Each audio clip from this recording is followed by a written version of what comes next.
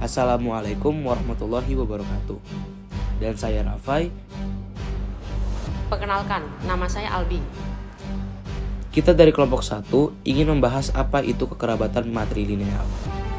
Sebelum masuk ke materinya, kita mengenali nih anggota-anggota kelompok kita yang lain. Ada Eija sebagai editor, ada Farid sebagai pencari materi, dan ada Isa Hansa sebagai penulis narasi kita. Ya udah yuk, kita masuk ke materinya langsung.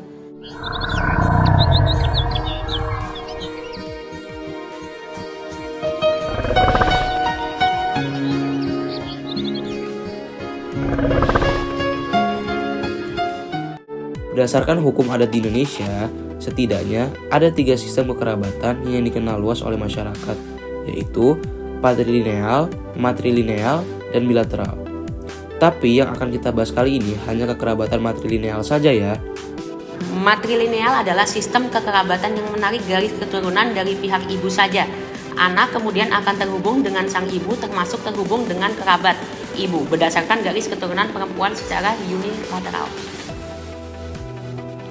Dalam masyarakat matrilineal, keturunan menurut garis ibu sendiri dipandang sangat penting, sehingga akan menimbulkan hubungan pergaulan kekeluargaan yang jauh lebih meresap pada para keluarga dengan keturunan menurut garis ibu. Di Indonesia, sistem kekerabatan ini dapat dijumpai pada masyarakat Minangkabau serta Semanggi. Anak yang menghubungkan diri dengan ibunya berdasarkan garis keturunan perempuan. Sistem matrilineal sulit dibantah karena ini merupakan dasar yang sudah hidup, tumbuh, dan berkembang di Minangkabau. Hal inilah yang kemudian membuat perempuan Minang memiliki keunikan dan keistimewaan tersendiri. Ada hak-hak besar yang biasanya diperoleh laki-laki, namun bagi masyarakat Minang hak tersebut malah diperoleh kaum perempuan. Setidaknya ada 2 jenis hak yang diperoleh perempuan Minang, yaitu material dan moral. Dari segi materi, perempuan atau ibu merupakan pemilik harian pusaka, yakni warisan yang menurut adat Minangkabau diterima dari mama kepada kemenakan. Maka, ibu harus menjaga keutuhan harta pusaka ini. Harta ini nantinya akan diturunkan kepada keturunannya yang perempuan sebagai penerus garis keturunan. Pada dasarnya, penggunaan harta tersebut dibagi menjadi 2, yaitu pertama, harta tersebut dikembangkan sehingga hasilnya digunakan untuk kebutuhan sehari-hari. Kedua, harta dan hasil harta yang telah dikembangkan tersebut disimpan untuk keperluan nanti apabila ada kebutuhan yang mendesak. Perkawinan dalam sistem kekerabatan matrilineal yaitu pada suku Minang. Yang menjemput sang pasangan bukanlah laki-laki, melainkan perempuan. Nagi lelaki Minang, perkawinan juga merupakan sebuah tahapan untuk masuk ke lingkungan baru, yakni pihak keluarga istrinya. Sementara itu, di pihak keluarga perempuan, hal ini menjadi proses dalam penambahan anggota di komunitas rumah gadang mereka.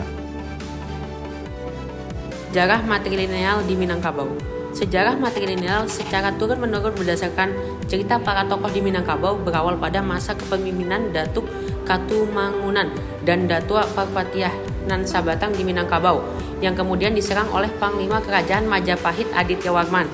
Berniat menyerang daerah Minangkabau karena daerah Minangkabau terkenal sebagai daerah yang cinta akan kekayaan sehingga tidak memiliki angkatan perang maupun kepolisian. Karena Minangkabau memang kerajaan yang tidak menyukai peperangan dan lebih menyukai cara-cara damai, maka Datuk Katumangunan berupaya keras mencari agar peperangan benar-benar terhindar dan tidak terjadi di bumi Minangkabau. Hingga akhirnya Datuk Katumangunan bersiasat pada Panglima Adityawarman sampai di Muni Minangkabau, maka beliau tidak akan disambut dengan pasukan dan peperangan, melainkan disambut dengan keramah tamahan dan akan dipinang untuk dijodohkan dengan adik kandungnya. Sampailah Panglima Perang Majapahit Adityawarman di ranah Minangkabau. Adityawarman yang datang dari Jawa merasa kaget dengan penyambutan yang dilakukan oleh tentara Minangkabau. Dirinya merasa heran karena Datuk Katumangunan justru menyambutnya dengan penuh keramahan dan rasa persaudaraan, dan bukannya menyambut dengan bala tentara perang. Cerita tersebut yang secara turun-temurun dipercaya oleh masyarakat Minangkabau sebagai cikal bakal dari gerakan matrilineal yang masih dijalani oleh masyarakat Minangkabau hingga sekarang. Kait dengan garis keturunan dan warisan yang ditetapkan berdasarkan garis keturunan ibu di dalam sistem matrilineal Minangkabau. kondisi alamiah seperti ini yang dijadikan sebagai sumber dalam menetapkan suatu sistem sosial di Minangkabau. Sistem sosial yang ditetapkan berdasarkan kondisi-kondisi yang objektif alamiah tersebut menyebabkan sistem ini menjadi sistem yang universal dan sangat kuat mengakar dalam masyarakat Minangkabau. Sehingga betapa derasnya arus perubahan yang dibawa merongrong ke keowahan posisinya, dia tetap tegar. Misalnya arus perubahan yang dibawa oleh arus modernisasi atau arus merantau. Faktor-faktor tersebut tidak mampu menggeser kedudukan ini, bahkan yang terjadi malah sebaliknya.